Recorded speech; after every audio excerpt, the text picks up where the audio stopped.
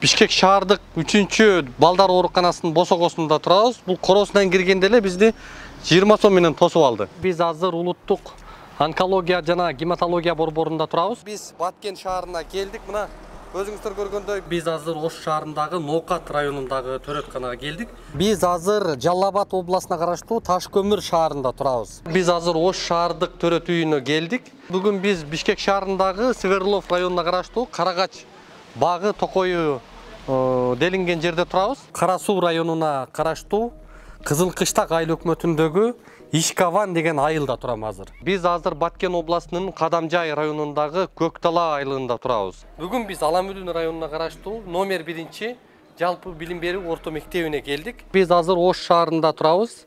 Тагыраагы Ош шаарынын 218-кварталы деп коет экен бул жерде. Биз азыр Боом капчыгайында Кыз Күйө деген жерде турабыз. Биз азыр Баткен облусуна караштуу жанагы Достук айылында турабыз. Бүгүн биз ушул Бишкек шаарынын аймагындагы Новопавловка айыл өкмөтүндө турабыз. Биз азыр мурдагы Черемушка, азыркы Жаныбек Казы кичи шаарчасында турабыз. Биз азыр Жалал Абад областына караштуу Базар Коргон шаарындагы Жети Кошкон деген айылда турабыз. Ушул Жети Кошкон айылынын тургундары. Биз азыр Москва районундагы номер 3 лицей мектебине келдик. Албетте бул жакта баягы эле ушул акча чогултуу, ата-энелердин мойнуна минүү деген акыбал. Каракулжа районунда турабыз. Өзүңүздөр көрүп тургандай, Оштогу областтар аралык балдардын клиникалык ооруканасы деп турат.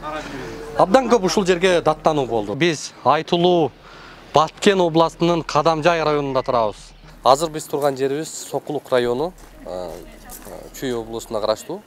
Азыр Шопоков шаарындагы экологиялык экономикалык мектеп лицейине келдик. Бул жерде ушул Гүлчакыра деген айымды айтып атышат. Эч бир мыйзамга, эч бир нормага, адамгерчиликке дагы жатпаган жагдайды кылып, биз азыр Ленин айыл өкмөтүнө караштуу Константиновка айылында турабыз. Буга чейин наркы көрүнүп турган көп кабаттуу үй Шарапат Мажитова Жогорку Кеңештин депутатына таандык болгон курулуш үй болчу, көп кабаттуу. Ошол жактагы мыйзамсыз жагдайларды чагылдырганбыз. Биз азыр Аламүдүн районуна караштуу Василовка айыл өкмөтүнүн Василовка айылында турабыз. Ушунча эл бүгүнкү күндө Василовка конуш экен бул жер. 740 түтүн жашайт экен. Кыргызстанда 158 турак жай кооперативи мамлекеттик каттоодон өтүп, алардын кээ бирлери өздөрүн ийгиликтүү деп эсептешсе, көпчүлүгү күмөндүү иш аракеттери менен коомчулукка ачыкталып, мүчөлөрүн ыйлаткан, сыздаткан жагдайларда жаралып жатат. Биз азыр Өзгөн шаарында турабыз. Өзгөн шаарында буга чейин эсиңиздерде болсо, ушул жаш балдар ойноочу атайын парк жөнүндө берүү чыгарганбыз. Биз бүгүн айдоочуларга шарт түзбөгөн шаар бийлигин, андан пайдаланып айып салган жол коопсуздугу кызматын, алас келгенсип мыйзамсыз, негизсиз ишмердүүлүк жүргүзүп жаткан эвакуациянын чыныгы жүзүн ачып берүүгө аракет жасайбыз. Саламатсыздарбы? Компания Вега требует от журналиста 100 тысяч сомов сегодня 20. Бир топ чиновниктердин айыппулдарын Вега компаниясы жокко чыгарып койгон. Жол эрежесин одоно бускандыгы видео камераларга түшкөн.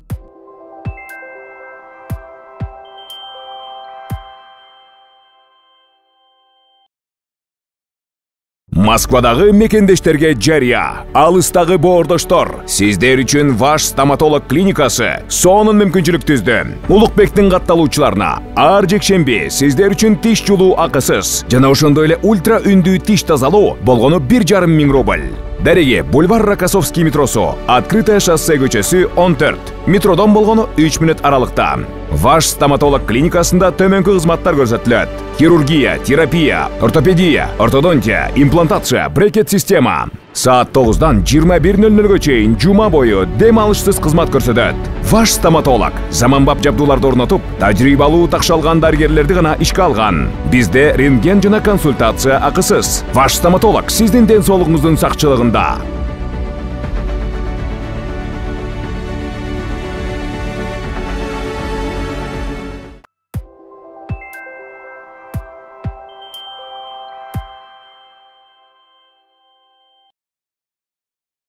Урматтуу мекендештер, Москвадан Кыргызстанга жүк ташыган ишенимдүү ишкерди сунуштайбыз. Ишкердин аты жөнү Зайырбек Маматкаримов. 12 жылдан бери профессионал иш алып барган командасы аманатка кыянаттык кылышпайт. Жүктү Москванын бардык жеринен алып кете алат. Алган жүктү Кыргызстандын бардык облустарына аман эсен жеткирүүгө кепилдик берет. Кыргызстанга жумасына 2 машина жиберилет. Жүк баасы көлөмүнө жараша ыңгайлуу баада 500 рубльдан өйдө бааланат. Дареги Нижегородское метросу Перовское шоссе 9, району 7. Байланыш телефондор +7 926 788 70 70 0704 70 70 21.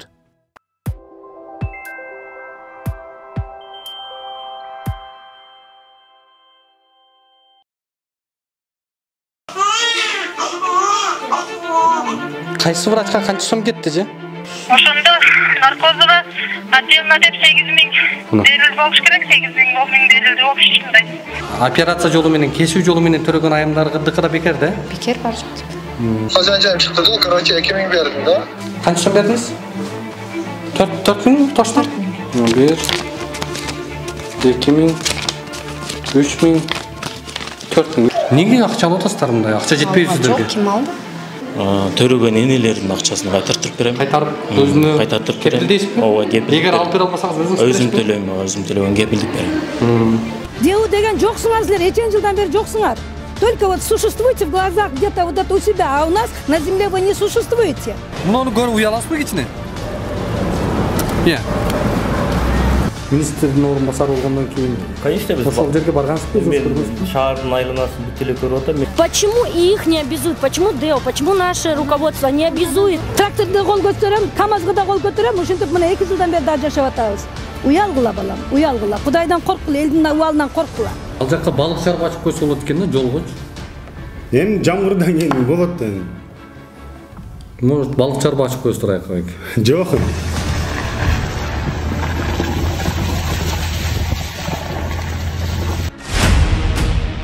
Бул төрөт үйүнүн коросуна киргенде эле коррупция менен иш башталып атат. Урматтуу охрана, биз берген 20 сомду берип коюңуз кайра. Сиз эмне акча алдыңызбы? Өзү берип, мен алып бербегенмин. Акча каяка түшөт бул жактан чогулган акча? Бул жактан эч жака түшпөйт. Алгындай санитаркалар ham 100 сомго чыгат экен, тамакта обед малына кеп калсаң. Бул эжем 100 сом деп коюңуз азыр. Мен көңүлүңүздөн чыгарып бериң деп өзүң айттым а? Көңүлүңдөн чыгарып. Көңүлүнөн чыгарган не болсо берип коюңуз. Сиздер эмнеге таптасыздар? Как имеете право мени тапканга? Апаң ушинтип айтты, кызым ыраса сен ышып туруп ана жака киргизип. Я айтам да мен дедим, эч ким айтпаган үчүн ушинтип берип жүрөт. Булар чылдыйбай, буларды вообще көтөрбөш керек айлыктарынчы. Жок. Мен сага 500 акча мага бер дедим мен. Сиздер балам деп турсаңыздар, анан тиги медсестраларга анда Кудай берип калат анда. Мен сен суроңдун акчаны жөбөргөн акым жок. Жок, сиз айтып коюңуз да эже. Мындайды майда-чүйдө алабыз. Мамлекет бербейт сиздерге. Мамлекет эми расходдор майда-чүйдөрүбүзгө эмне кылабыз? Не кыласыздар? Иштетебиз. Дайстар акча алып коюп. Камеранын көзүнчө, кыргыз элинин көзүнчө айтып коюңуздарчы. Мындан кийин акча алынабы бу жакта? Алынбайт. Кес айтасызбы? Кес айтам. Алынбайт. Паспорттагы коррупция силерге мисал болуп, сабак алганга жетишсиз болуп атабы? Карасаңыз, можно? Bir балага 2 ата кылып коюп атат. Не деген бул шермендечилик? Мына чыгып атпайбы? Көрсөтүп атпайбызбы? Кадамжай районунда чоң район, анан ушундай деңгээлге түшүп калдыңар. Bir балага 4 ата-энени кылып койгон ким буга? Ким кылып атат муну? Буну деген соттун чечиминин негизинде. Жок, ким кылды дейм муну? Ким виновный, ким не мен айтам. Обед учурунда мен кабинет. Обед маанилүүбү силерге азыр? 2 жылдан бери маселеси чечиле албай жүргөн адам. Чыгып туруп эшти жапкан болду. Хватит. Не бирөөнүн баланын тагдырын талкалап, сиз талкалап. Ана эмне чечпейсиз?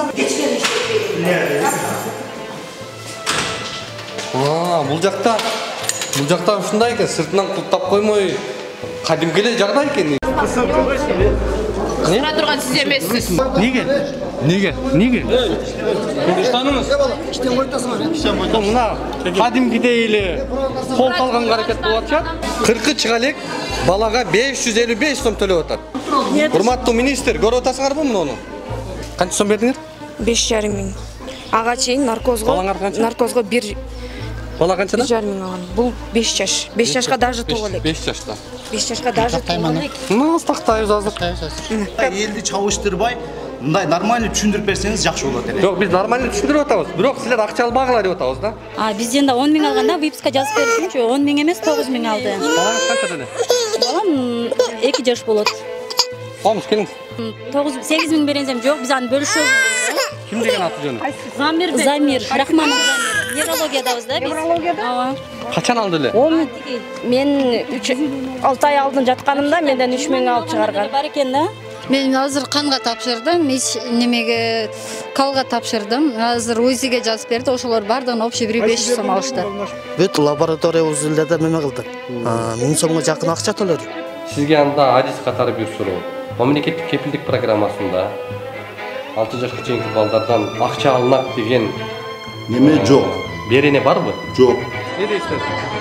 Ар бир кыймыл-аракет видео байкоого түшүп атат. Тергөө амалдарын чагылдырып, тийиштүү деңгээлде иш чараны жүргүзөбүз. 420 сом. Ушул балага алып атат. Чындап мага кереги жок элечи.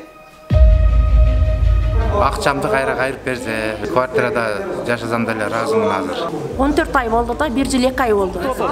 Каккана башын оштуда ушуп келсе. Башыңды же. Бакыт Алиевич, сен эмне үчүн барбайсың ошко? Эмне үчүн элден качасың? Сызга отуруп калсаң туруп кетесиң го. Көчүгүн устаганда. Бул саска тыкты да. Кайсы закон менен иштеп атабыз? Айткылачы мага, пожалуйста, элде мен башка планетада жашап атамбы?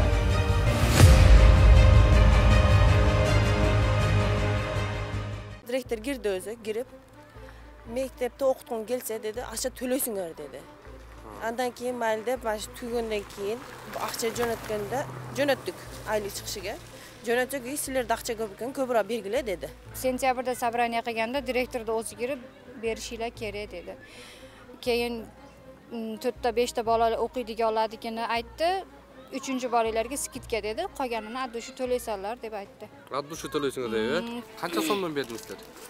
Битте баламга 1,5 миң бердим, 2 айга 3 миң бердим уже. Мектепте акча чогултуу мыйзамсыз экенин билесизби? Билебиз.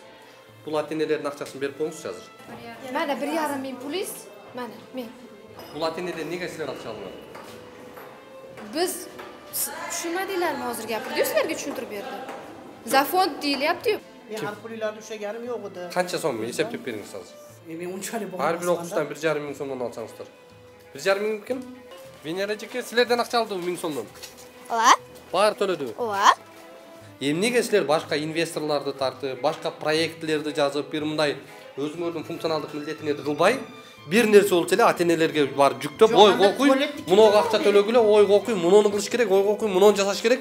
Мунундай алыш керек, тигиндей алыш керек. Неге силер директорсуңар анда башка? Жок, туалетти ким тазалап берет? Биз чөнтөбүздөн акча беребизби? Акча табуунун башка методдору бар да, бир нерсе болсо эле ата-энелердин мойнуна жүктөп кое бересиңерби?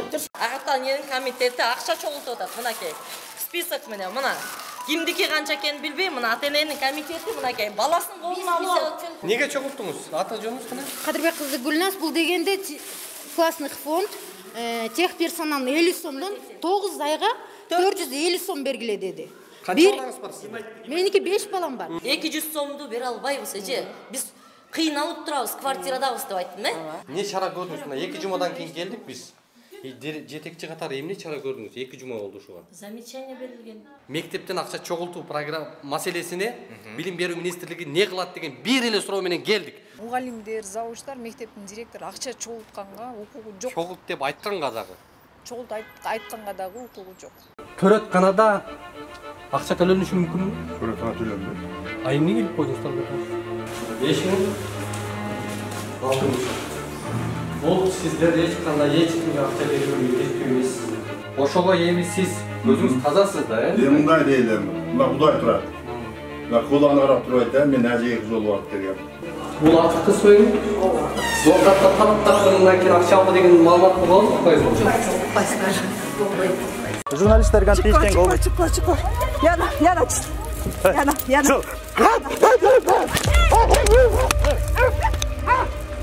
Geldim masalene çeçeyin deyip geldim. Kaçan çeç beresiz, kaçan çeç beresiz.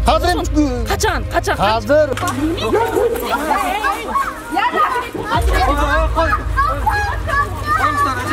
Бул документти эл өкүлү катары көрүп, кемчиликтерин карап бериңизчи азыр.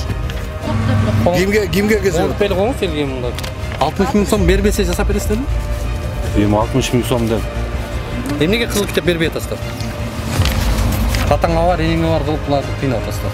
Жок, биз эч ким кыйнаган жокпуз. Азыркы бунун баары уже кеткен. Мыйзам чегинде болсо чечесиз. Эркекчи айтып атасызбы? Эми карайлы дейм, мына кандай эмес эле мен Сиз да чечем деп эркекчи карайсызбы? Мен өзүм деңгээлимдегин чечип берем.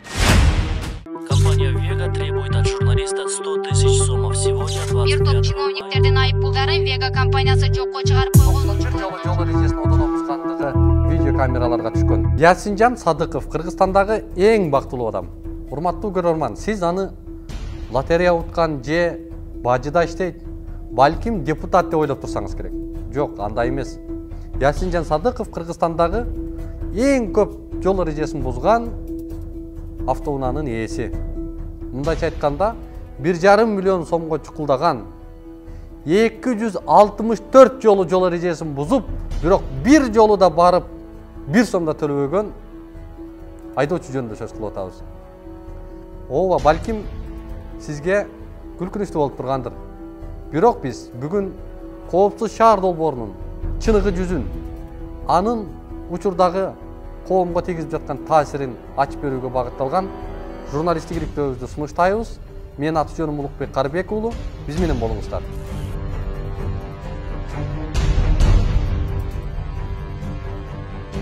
О, айыппулдар боюнча айтып коесуз бугай. Мен төлөгөн жок, анткени мен мыйзам бузбайм да. Таптакыр жакындарыңызда төлөгөн жок. Вообще бузган жок. Мен төлөгөн эмес. Бирде жол төлөйм. Акырын айдан 60-тан ашпайм. Негизи сиз акыркы жолу канча айыппул төлөдүңүз? Төлөй элек. Мен балдарымды төлөйм, айда нарушение кылбай калдым. Штраф төлөгөн жокмун? Да. Негизи кымбат эмесби айыппул? Өзүң определяйсың. Канча определять этесиз? Асфальт менен перекрытие. Кана линия? Линия кана? Линия кана чийилбесе мен кандай апарат? Сиз октоймбу? Сиз линия чийе албаган жерге кандай ГАИ сизге дислокация берет? Бергел правиланы көрсөтөйүн. Сен жакшылап даярданып турбайсың. Биз аябай даярбыз. Сиз аябай жакшы билем. Силердин кылып аткан ишиңерди аябай жакшы билем. Биздин дислокация боюнча. Канча аренда төлөнөңөр? Ушул жерге канча төлөнөт? Аренда төлөнбөйт. Неге төлөнбөйт? Кимге төлөйсүңөр силер? Төлөнбөйт. Бул айыл өкмөттүн жери. Компания өкүлдөрү ар кайсы кычыктан кайсы айдоочу кандай ылдамдыкта келип камерага түшөрүн аңдып отуруу менен алек болууда. 3 буттуулар мыйзамсыз турат шаардын ичинде. Бир дагы сом төлөбөйт. Жол коопсуздугу кызматы ошого акысы барбы? Сиз шаардын аймагындагы жерлерди аларга берип койгонго. Аны деген архитектура өзүнүн жумушун бериш керек, заключениясын жасап туруп, анан ошол жер бош эмес, жайгашканга болобу болбойбу деген заключениясын бергенден кийин, анан биз ошондон кийин карап баштайбыз. Азыркы күнү андай заключение архитектурадан берилген эмес, биз менен келишим түзүлгөн эмес. Мына, урматтуу көрөрмандар, жанагы 3 буттуу камералар мыйзамсыз турат дегенге мына далил биздин шаар кызматы айтып атат.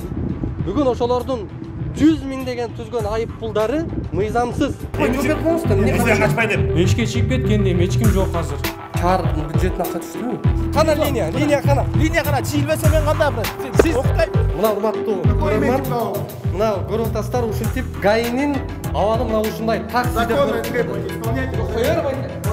3 буттуулар мыйзамсыз турат шаардын ичинде. Алгыла мыйзамсыз туратмы? Алгыла. Алгыла муну. Алгыла.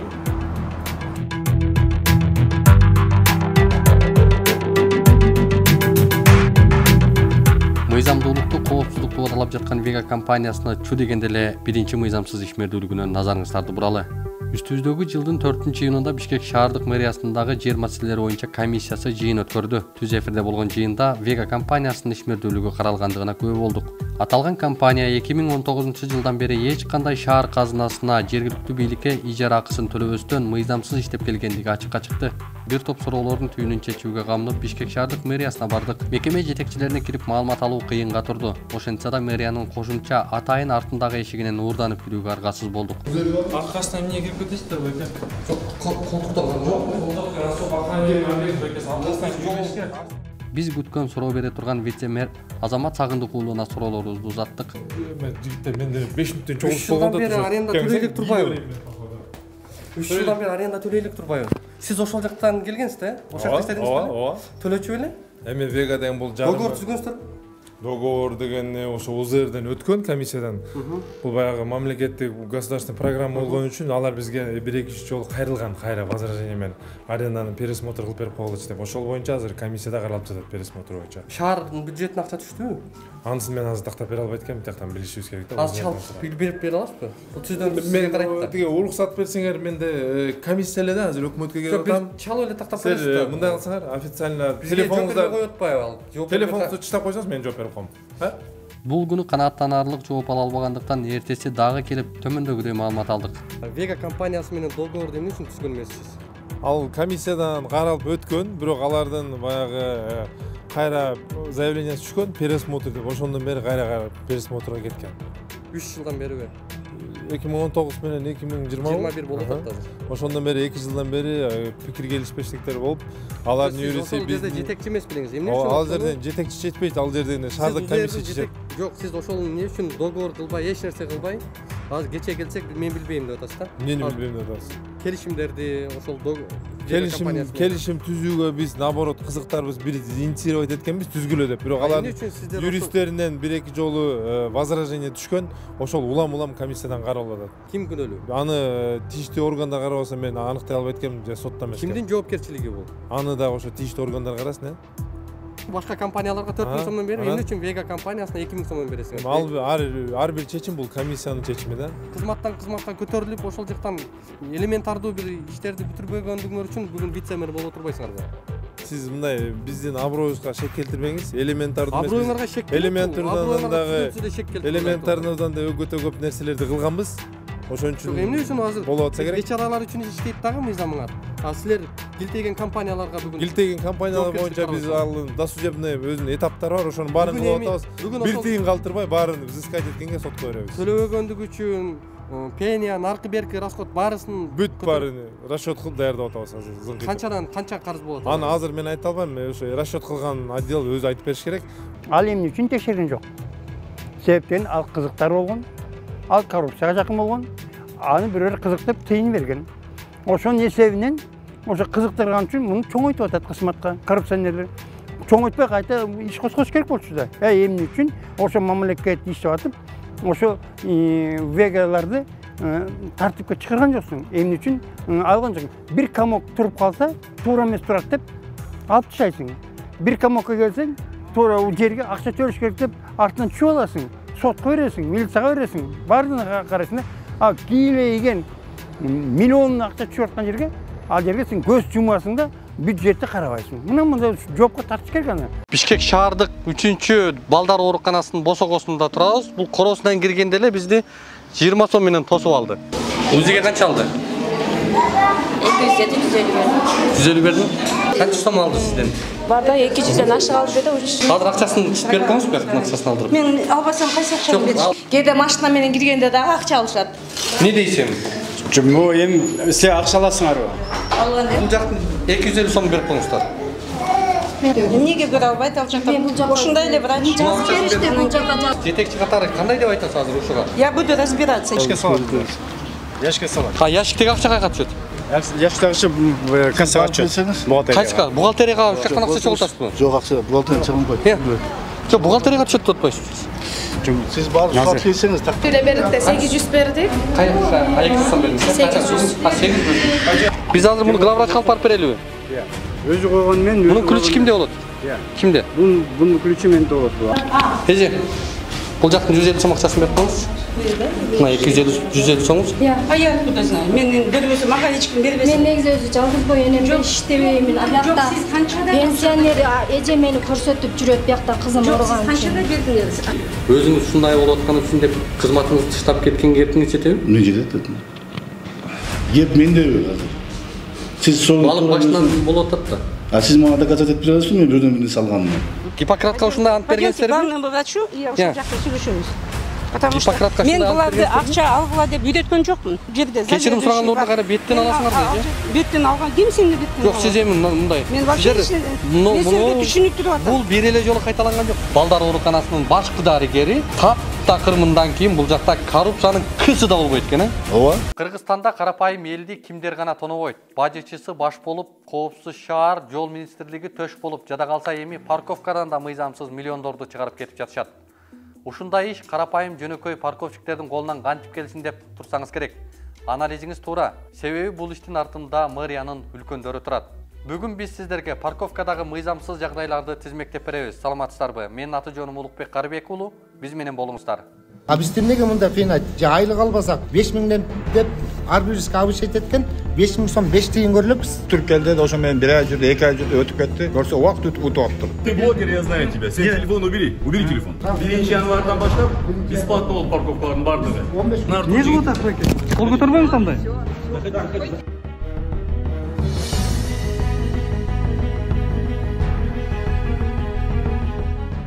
2021 жылы Бишкек шаарынын казынасына дээрлик 22 миллион сом каражат түшпөй калды. Бул фактыны аныктаган биздин колубузга жашыруун делинген документ дейди.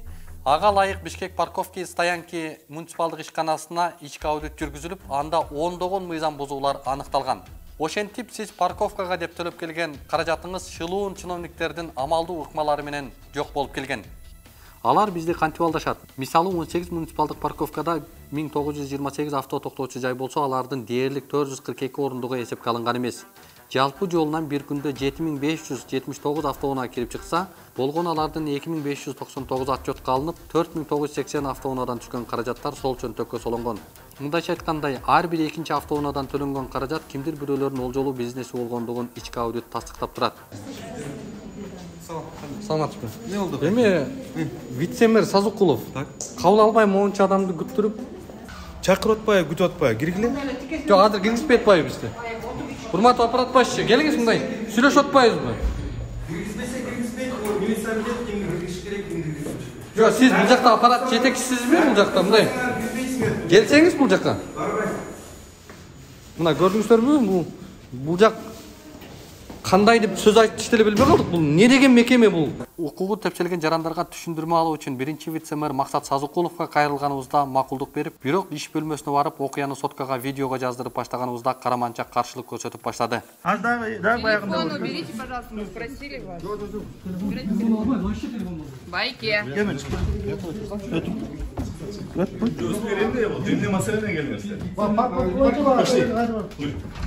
Пойдем по парковкам, вдвоем, пошли.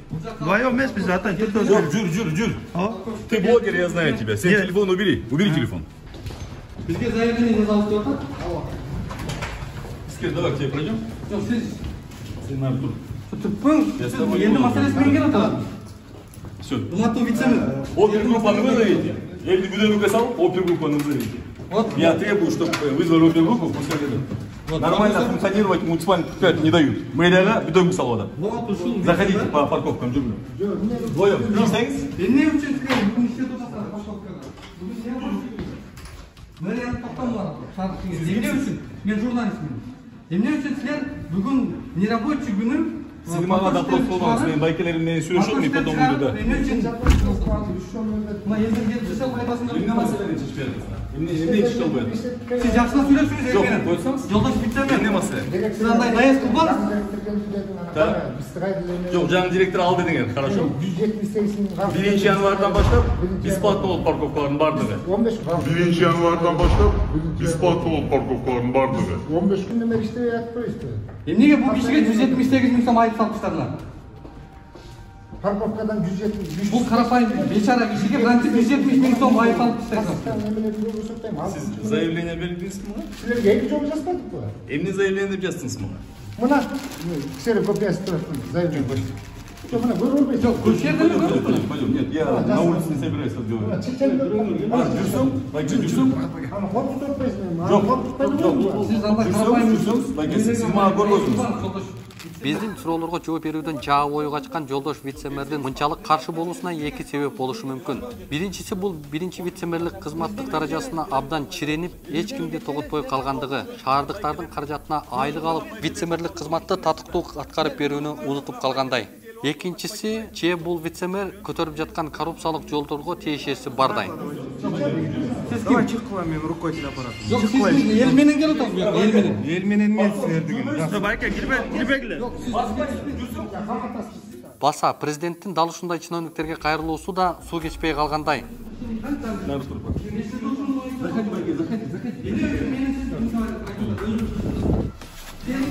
Сен Артур жигит. Кечеле президент мындай деп айткан. Не кылып атасыз байке сиз? Кол көтөрбөңүз андай.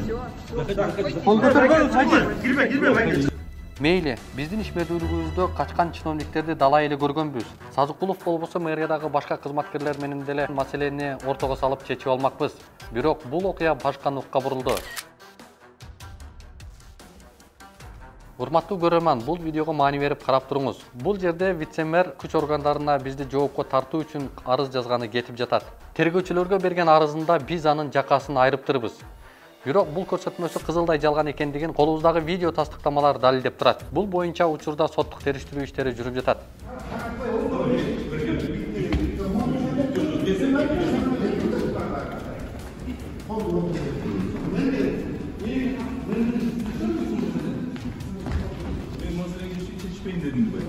Çeç almadın mı? 15 gün oldu. Bir bakmayın. Ben siz назначение kıldım mı? Biz onu aytmadık. Makul ordunaga turasыңар дедім. Қанша болды? 15 gün oldu мына. Қайра. Жаңы директормен Siz ayттım ордunuzda turasın. Бияққа митинг кылбагыла давай деп өзүңөр айтпадың. Жоқ, мен ордunuzda турат деп айттым сізге. Анда ордума туруспайлы ғой енді макул енді. Чеч албадым. Бұл кісілер не қылады емен? Құрметті вице-мэр, қабыл алып қойсың, мына ел көшеде отырасың. Сен де айлық алмасақ, бір сом ақша алмасақ. Сен де тұрасың да дос. Не қылады бұл кісілер? Ya дағы толтыра киши бар. Парковкадан келген байке. Сөзін ұқпай қойсыз бұл. Ақбайке.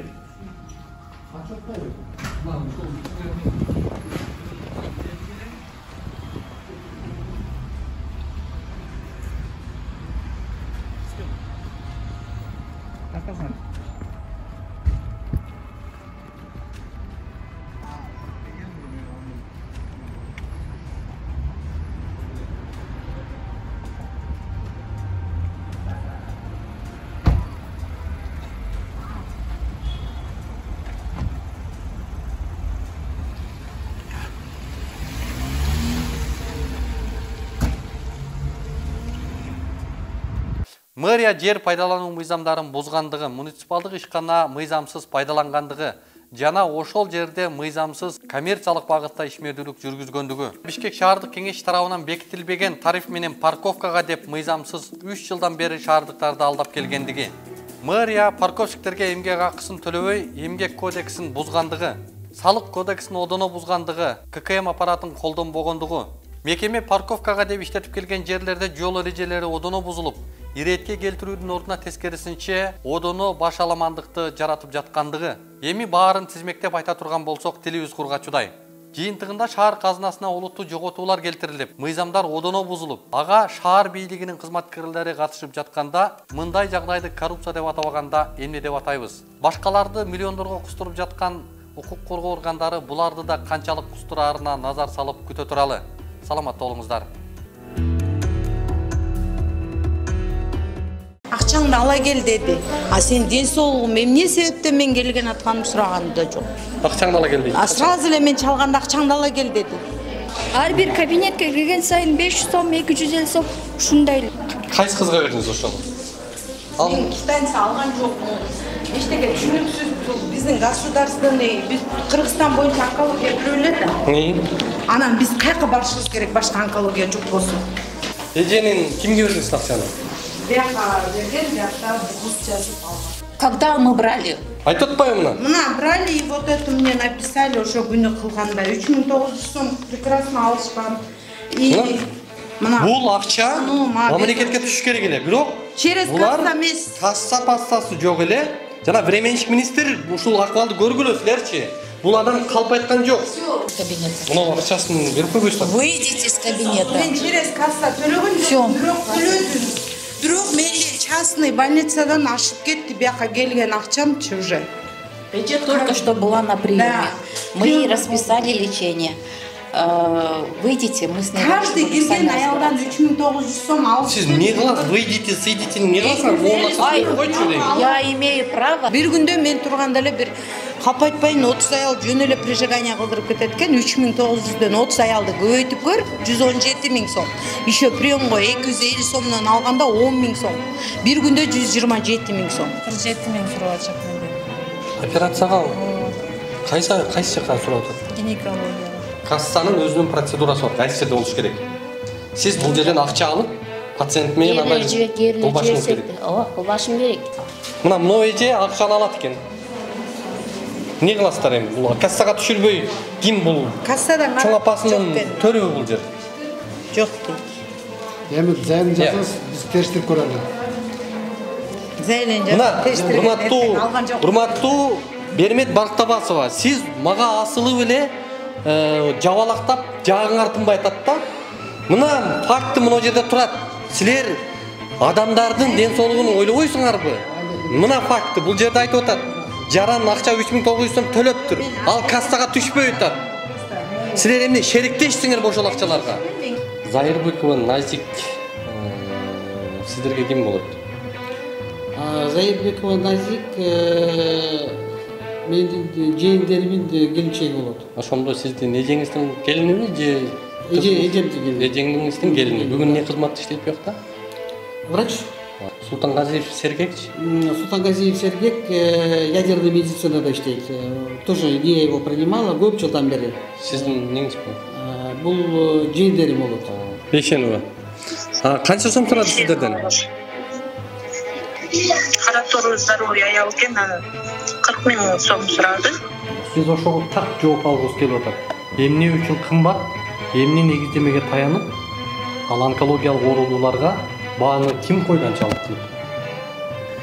Атайын специализированный учреждениянын катталганы болот. Оор турмушта жашаган адам бул онкологияга келбеш керек экен. Келсе, акчасы менен келиш керек экен, болбосо өлүш керек экен да. Siz karap koyuyorsunuz beci. Siz direktör turbaşıyım.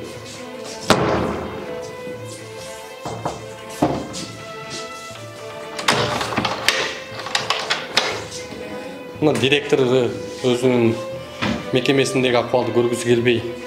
Bu жаққа шылтап бешик келип алды. Эми кечирип коюңуздар, урматтуу көрөрмандар, бул сөз үчүн тиги временщик министр өзүнө жараша мындай өзүнүн тонунда, өзүнүн аң сезимине жараша жооп бербесек ал түшүнчүдөй эмес. Ошол временщик министр ушул акыбалды эми кантип жөнгө салат?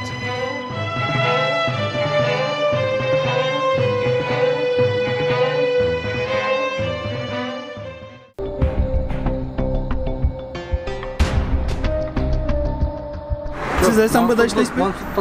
İşlegenim yok, men pensionerim. Жоқ, мындайла айтып коюңуз, эки ооз эле сөз. Айта берем жүрүп эле. Сен басканда неудобный дейм деп камерага да. Күтүп атат ал жерде. Мен Жоқ, азыр эле жооп берип коюңуз да, мындай эле токтоп эле. Канча күн болду курулганына? Точно билбейт экенмин, мунучу качан курулганынчы. Коррупцияны ошого кайнан. Шашыл. Мындай эле. Так, сүйлөшөбү чыгарышат. Өткөзбесиңер эми, ошо ел үчүн жүгүрүп аткандан кийин. Кебесиңер эми өзүңөрчө. Бирок сиз жетектеп атасыз, азыр жетекчи катары кайсы жеринен ката табасыз? Жөнөкөй купля-продажа. Мен катасын көрбөйт эми. Эми сиз карап жүрүңүз, кайсы жеринде ката бар экен шунун. Кайсы жер карап атат сотто? Эми ошол бактарактуу жер карап атса керек, ошол сиз айткан бактарактуу жерчи. Мындай мисал үчүн сиз мындай деп айтканда мындай так деп өтүп келбейсизби? Мисал үчүн сиз айтып атасыз, кайсы жерде атасыз? Сиз эми аким катарга өзүңүз сүйлөгөн сөзүңүз көзүңүз түшүндүңүзбү?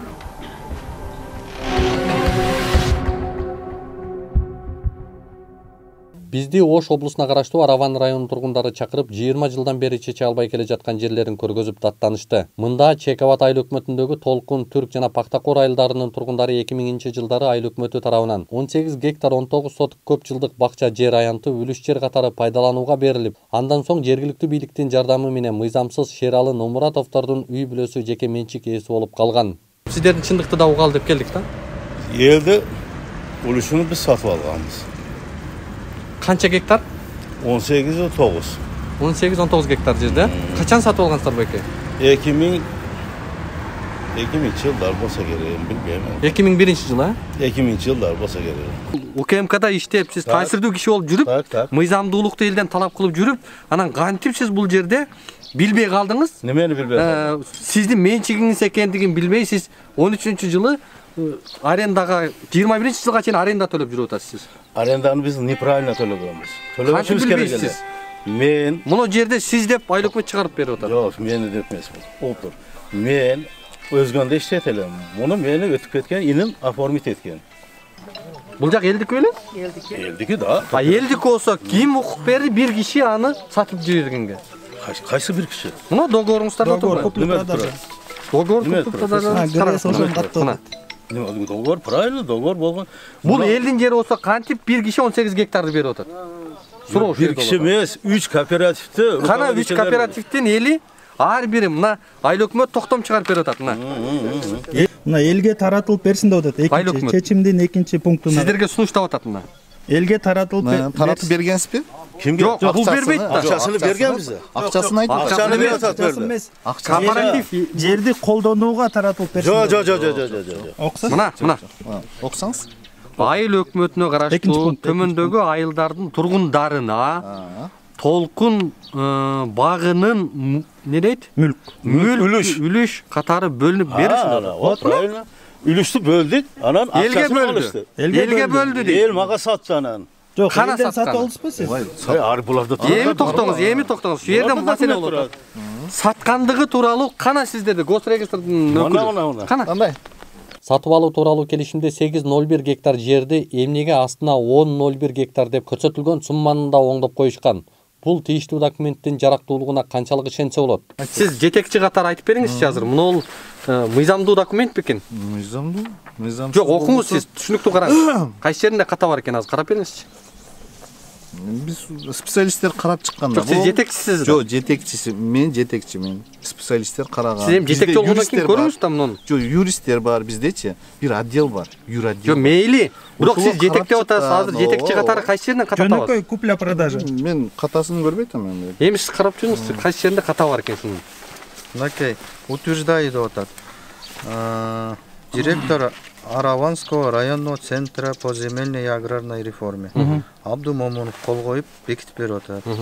Жок, эмне үчүн 8 деп турат, астына оңдоп жазып атат 10 деп кошумча. 10 гектар эмне негизде кошулат? 2 жерди жазып атат да. Ошо 2 жерди жазып атат. Правильно. Бул 8 гектардын жери эле болуп атат да, калгандары кандайча кошулуп кетип барып атат наргы көзгө. Бар. Документтер көрсөтүп. Кандайча кошконбосо ошол орган. Кече барды. Жок, сиздер жооп бересиздер да, анткени ушул договор купли-продажаны сиздер бекитип атасыздар. Сиздер эгерде мондай каталарды көрүп туруп тараптар чакырса биз ошол жерден дагы жооп беребиз. Анысы аз келгенче эми президенттин жер боюнча жарлыгын инвентаризация, трансформациялоо саясатын пайдаланып жаткандыгы, жер жана курулуш мыйзамдарын бузуп, жеке турак жай үчүн тездик менен фундаменттерди куюп койгондугу аныкталды. Мыйзамдуу ушул курулуштар? Бул 2022-жылы 1-тескеменин негизинде айыл өкмөттөр инвентаризация кылып, буну уже немеге бериптир. Баягы инвентаризация кылып, баягы кыргыз өкмөтүнүн тапшырмасы боюнча айыл чарба багытындагы жерлерге салынган бүт бардык турак жай и фундаменттерди бергиле дегенде. Эми токтоңуз, муну карайлы. Качан курулган курулуш? Канча күн болду курулганына? Бул курулуш эми мен точно билбейт экенмин, мунучу качан курулганынчы. Жакшы кургай элек муну. Бирок ууптур, азыркы күнгө чыдаган биз мени берип атабыз. Курган калып кеткен болсо бергиле деп ошо боюнча тапшырма бер. Ошо тапшырма негизинде биз берип атабыз атычы. Бүгүнкү күнгө чейин мына кече жакында барып келди немеге республикалык кадастр немесинечи, службасына. Ошол жерде барып дагы айтыптыр, анча-мынча калгандар болсо бергиле дептир. Биз айыл чарба багытындагы жайытпы, сугат жерби. Эми адистен сурайлы. Келиңиз. Ай бүгүн ошол кадастрдын өкүлү кече бизге айткансыз интервью берип, бул жер толук мыйзамсыз курулуш курулбайт бул жерге дегенсиз. Анткени мунун даражасы башкача болуп чыгат. Айыл чарба категориясындагы жерлерге эгерде максаттык багыты өзгөртүлүп курулуш курулса ал мыйзамсыз болуп эсептелет. Курулушка эч кандай трансформация жок, курууга мүмкүн эмес. Себеби бул жер көп жылдык бак тарактар түрлөрүнө кирет. Жүрбөзүлө сүйлөшпөйт. Басканда эми жакшы сүйлөшө албайбыз да. Чип каламыз, 2де кириш керек, келип туруп атат. Жок, мындай эле айтып коюңуз, экөөбүз эле сөз. Жок, айта берем жүрүп эле. Сен басканда неудобный дейм камерага да. Туруп атат ал жерде. Мен Жок, азыр эле жооп берип коюңуз да, мындай эле токтоп эле. Эме боюнча. Так, бизге ушул Араван районунан арыз түштү. Бул боюнча губернаторго да кайрылыптыр, сизге да кайрылыптыр. Анан жер боюнчабы? Жер боюнча. 18 гектар боюнча кайрылган эмес. 18 гектар бак боюнча. Жок, биринчи жолу угуп атам мен. Ал боюнча келген эмес. Ал жерде. Ошол жакта жашоочулар айтты да бизгечи, зам губернаторго да барып айтканбыз. Өзүм барам деп айткан. Жок, ал жер мындай, ал бак боюнча келген эмес. Мен УКМКнын мурда башчысынын эмесин жаңы угуп атам.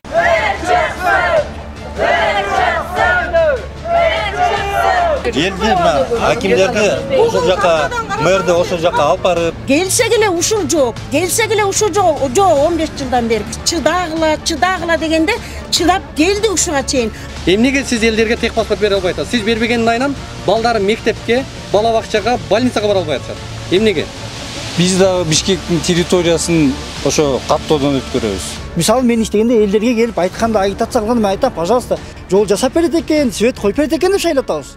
Анан кийин депутат болуп жок. Өздөрү берип атат постановленияны, өздөрү жасап атат. Анан эми ушунча элди коргулганга болбойт го. Президент, эмне үчүн ушундай кишилерди аким кылып атасыңар? Мына жаңыдан эле фундаментти куйган. Бул жер кадимки эле адамдар өтүүчү жол. Эже, муну сиз кандай мыйзамга таянып, эмне негизде куруп алдыңыз? Аты жөнүңүз ким? Телевидение чыгарсам. На сотумуз, на прокурорумуз, на адвокатымыз, на милициямыз bu işlerge karışadı. Nima bu endi? Haqiqat mı bu? Haqiqat emasda. Qanday men kesib tashlayman? Qanday men kesib tashlayman? Siz o'zi nima deyotgan shuni yapsizmi? Ishga oshilmasa nimaga mayat buzilibdi endi keyin.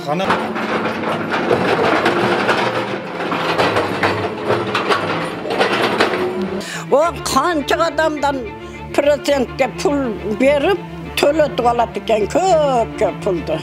Korkutup öyle jüreyoretken de bandasi. Uşunday. Kiçinekey balam var 7 yaşar. Gelip 1 saat 2 saat taң atar temperatura akıp çıktı. Жашайын дегенге үстү ачык. Үй Кыргызстанда көрдүңүздөр беле? Мындай.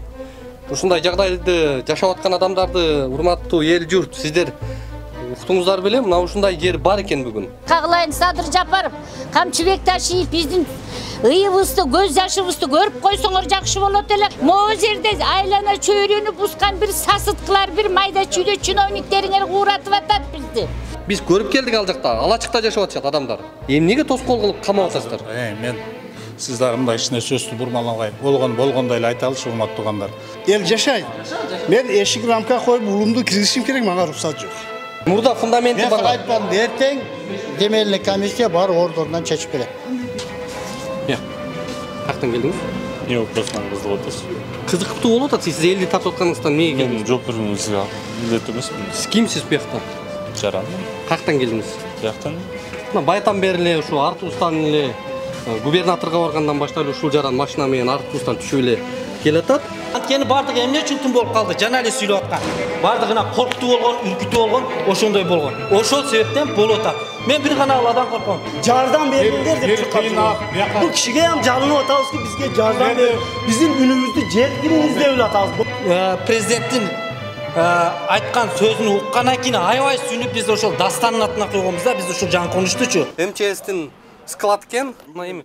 Мына могу жыттанып сасып кетиптир, буякчы могу. Азыр келгенде эле жытталган жок да, ошоктон кегип. Жок, могу жытып көрүп атасызбы, мусордун жыты. Болгон 30 же 25 адам ортосу ошол адамга ылайыктуу алайлы. Аны барайлы. Айылдан дүкөнчүлөр дүкөн берип койгон. Бир дагы бүгүнкү күндө тамак аш барбаптыр буларга. Таштайлы үн чыгып атат мына. Катып бул нандар кор болуп кетти. Бул жака келсе колду аркага алып, акимге бар, айыл өкмөткө бар, кагаз алып ке, тигиге бар, буга бар деген убакыт жок да азыр. Мындай акыбал жок да. Эки мектеп, садик, анан үйлөр да бар. Таанышы барлар ток отурат, таанышы жоктор ачык отурат, ачыгын айтайын. Эки адамга бир нанды эсептеп бөлүп бергенбиз. Картошка 300 граммдан тийгенчи. Ал ошол күндө жарымыга да жеткен эмес. Андан кийин ошол менен өкмөт арадан жок. Ар жерден келип атат. Кечеде келген дагы вообще аз көлөмдө. Өтө аз. Азыр мен сизге көрсөтүп коеюн. Мына жаштар менен мен группамды көрсөтүп коеюн. Бизде буяктан барбагандан биз өзүбүз жаштар менен акча жыйып продуктага мына. Жок, сиз жардам кетти десеңиз, бул кишилер жардам барбады десе ким калпчы? Маселе мындай. Бишкектен адамдар жардам берип атат. Буга күлбөңүз, азыр күлө турган акыбал эмес. Сумдагы балдар акча чогултуп, ошол дронго деп 10 000 доллар дронго берилип атат. Военный самолет менен кетти. Биякта не могут найти. Эл силерге ишенип берип атса, анан силер каяка кеткендигин билбесиңер. Жетекчилер кол коюп, анан ошолордун астынан өтүп, анан ала уруксат бергенден кийин анан элге бергенди токтотуп эле элден келгенди элге жөнөкөйлөштүрүп койбойсуңарбы ошол жардамды? Сиздин айтканыңызды мен жазып алдым. Мен эртең менен ушул маселени биринчиден баштайм. Сиз өтө туура айтып атасыз. Бардыгы жеңилдетилген тартипте эле кылбайсыздарбы? Элдерден келип жаткан жардамды элдерге жеңилдетип бербейсиздерби депчи. Өзү негизи башкаруу системасы да өтө жөнөкөй болуш керек да. Ошто Экотехинспекция бүгүн газ болуп өзгөргөн мекеменин эң башкы адиси эмне канча штраф салынышын билбей отурасыңар могу жердечи? Билебиз биз. Канча сом салынат? Ошол укук бузуу кодексин карайлы, ошол канча сом салынат ошол? Ушундай. Көрөбүз азыр. Билимиңиз боюнча курулуш тармагын түшүнөсүзбү? Курулуш тармагын түшүнөм мен. Эксплуатацияга чейин эмне үчүн жашап атат бүгүн адамдар? Эмне? Улар биз жаша деп киргизген жокпуз. Жүрүңүздөр. Делеген адам сүрөт деле го. Биз көрөлү прокурорду мындай. Көргүз келет атпайбы? Саламатсызбы? Могул эки турба турат. Бул жерден келип туруп, өрт өчүрүүчү автоунаа могу жерге сайылып калат экен да. Анан муну коюптур. Бул жакта жол жок. Буга архитектура Ош башкармалыгы мэриясы уруксат берип койгон. Шарапаткан Мажитовага таандык делинген дагы бир курулуш имараты бул жакта турат. Муну көрсөңүздөр. Ошондо мен 2 комнат үйүмдү сатып келип, ошонун акчасын ушундай куруттай кылып колуна карматып, эже мен дагы ушундай жылуураак жерде отурайын деп атам. Ошо убагында бүтөбү десем, бүтөт ушундай деп туруп анан алган. Шарапат эже. Эме болуп атат да, бул эксплуатацияга берилди беле? Мыйзамга каршы болуп атпайсыздар сунуш? Эгерде туура келбесе айтып атамку, согласовать бербейт муналар. Жок, ошо туура келбегенде неге сунуш бересиңер деп атабыз да? Биз ГАИ эмеспиз да. Жок, ГАИ эмес, силер мамлекеттик кызматтасыз, муниципалдык кызмат. Анан силер эмне иш кылып атасыңар? Ондо мындай силер полномочияңарды аткара албасаңар, аткара тургандарга берип орун бошотпойсуңар. Анан келсе эле ушуну лапша элесиңер, бардыңар окшош лапша. Лапшаңардан жадап бүттү. Эл жадап бүттү. Кичине элдин ыраазычылыгын алып иштебейсиңерби? Мындай бетке айткандын зәри жок.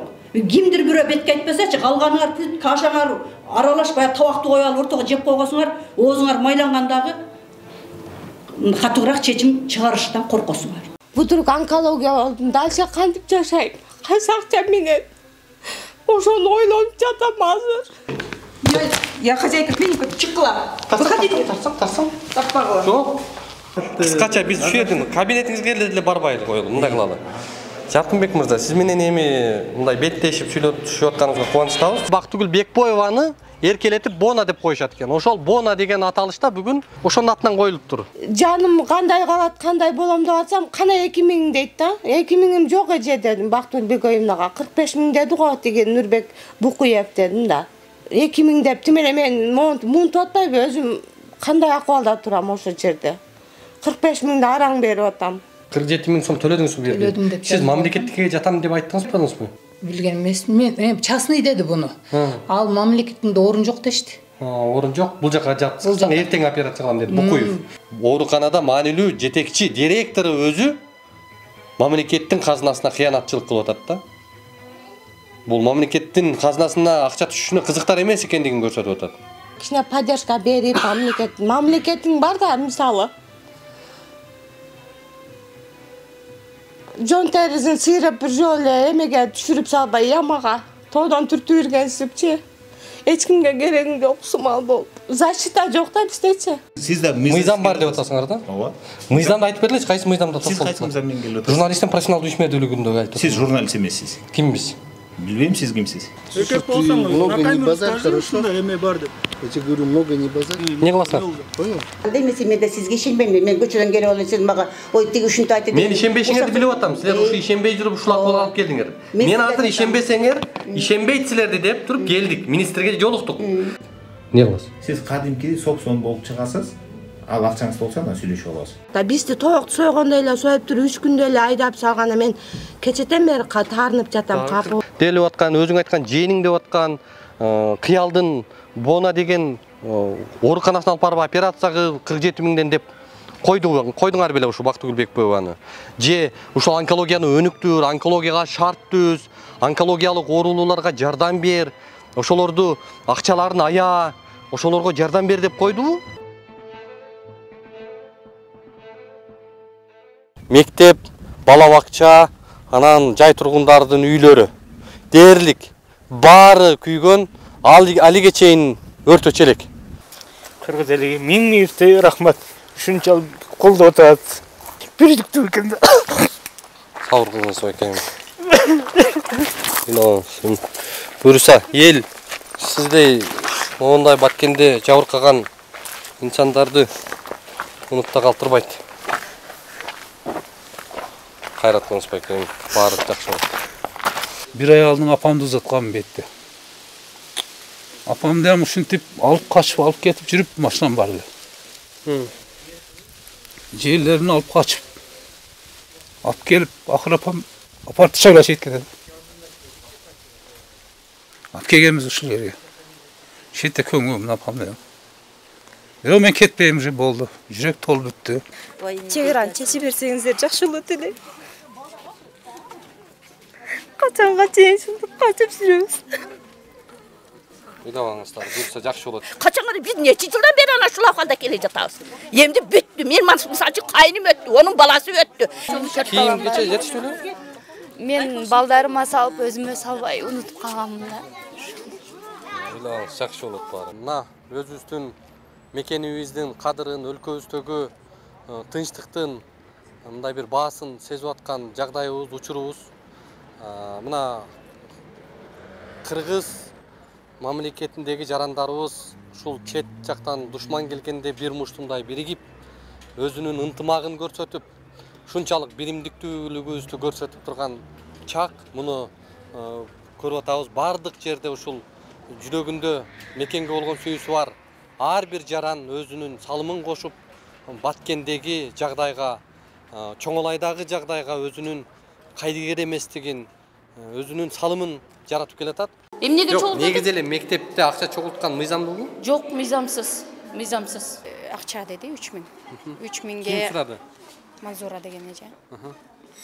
Анан сурады 3000ге 100 сом жетпей 2900 акча бердим. Эми жүрүңүз, азыр биз ошол мугалимге барабыз.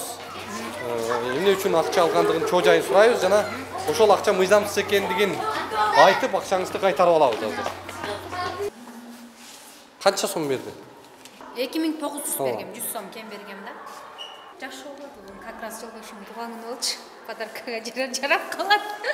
Балдар пол жуубайт. Балдар пол жуубайт эч кандай. Баланын мектептеги баланын максаты бул билим алуу да, ошону туура түшүнүп, мына биз ошонун үстүнө иштеп атабыз. Мына бул кыз не кылып жүрөт анда? Бул классында жүрөт го дейм сөтө. Не кылып атасың аны? Каякта не кылып атасың? Каяққа тазалап атасың? Подоконник. Кайсыны тазаладың? Каяқта тазаладың? Подоконникти экинчи этажды. Экинчи этажды. Сен канчада окуйсуң? 7-де.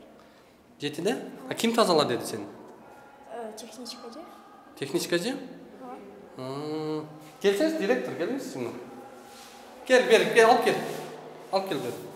Мына өзүңүз азыр айтып, оозуңузду жыя элек мезгилде, монтип сиздин кызыңыз техничка болуп жүрөт буякта.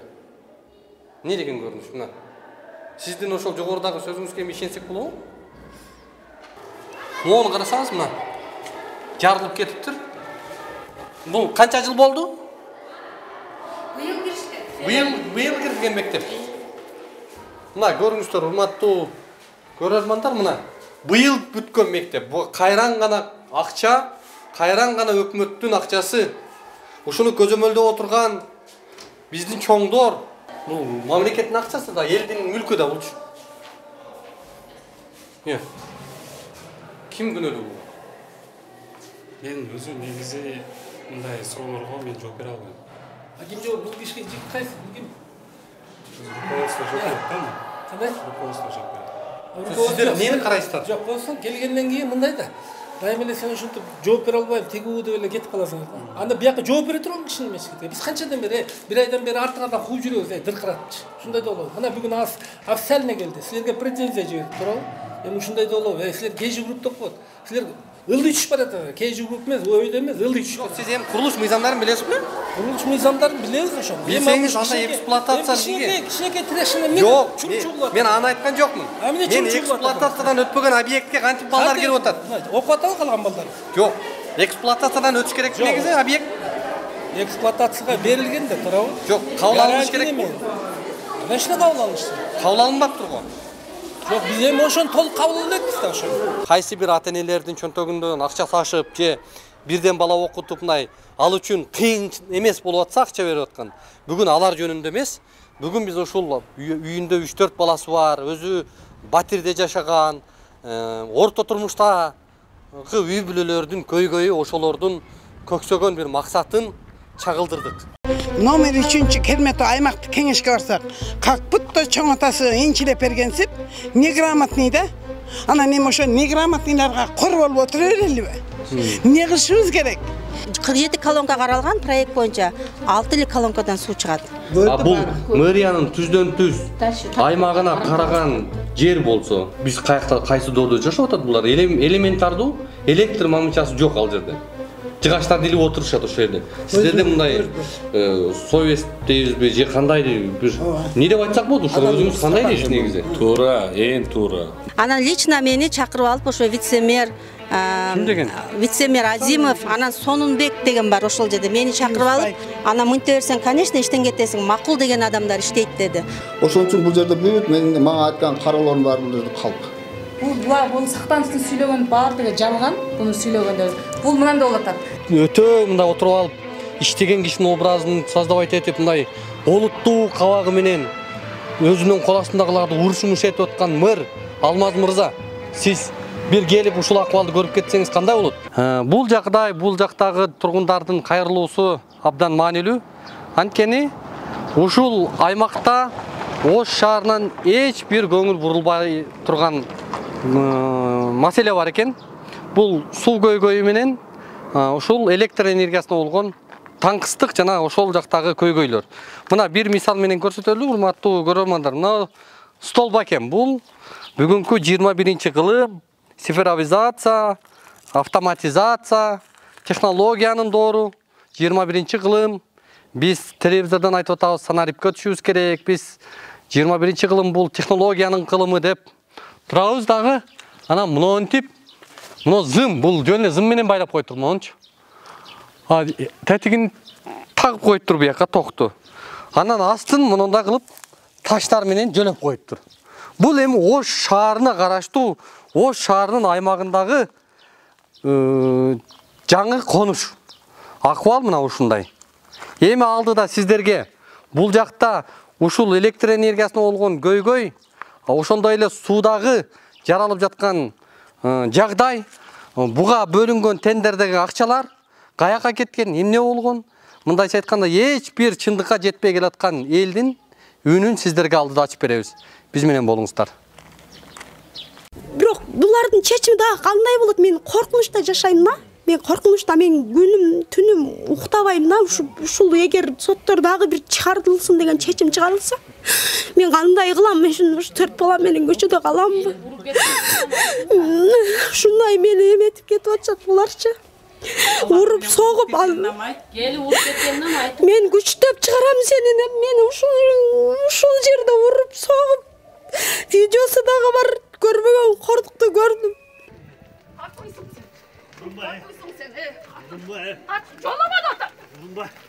Не кылар экенсиң жөн? Катынсың сен. Сен катынсың. Сабыр кылыңыз. Ушул 4 балам менен кайкы барам.